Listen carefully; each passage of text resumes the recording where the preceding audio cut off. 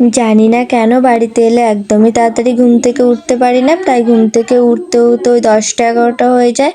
আর দেখো আজকেও তার অন্যতা হয়নি, ঘুম থেকে উঠেছি প্রায় 10টার কাছাকাছি, তাই তাড়াতাড়ি মুখ ধুয়ে চলে এসেছি ব্রাশ করতে। আর ব্রাশ করার পরেই প্রথমত চলে গেছিলাম বিছানাটা ভালো করে গোছাতে, কারণ বিছানাটা ভীষণই এলোমেলো ছিল। আর এই শীতকালে বিছানা গোছাতে খুব কষ্ট হয়, কারণ লেপ কাঁথা কম্বল সব কিছু থাকে। আর তোমরা ভিডিওতে দেখছো যত তাড়াতাড়ি গোছাতে সময় লাগে, কিন্তু আসলেই ততটা নয়, বিছানা গোছাতে অনেকটা বেশিই সময় লাগে। তো দেখো এখন আমার বিছানা গোছানো কমপ্লিট, তাই আমি চলে গেছিলাম স্নান করতে। আর স্নান করেও চলে এসেছি, 10টা বেজে গেছে, তাই ভাবলাম যে না প্রথমে স্নানটা করে চলে আসি। আর দিদা সকালবেলা পুজো দিয়ে দিয়েছিল, তাই যেহেতু বলছিল একটু পরেই স্নান করতে, কিন্তু আমি বললাম সেই তো স্নান করতে হবে, তাই আগেই করে নিই। আর স্নান করার পর অনেকটা ফ্রেশ লাগে।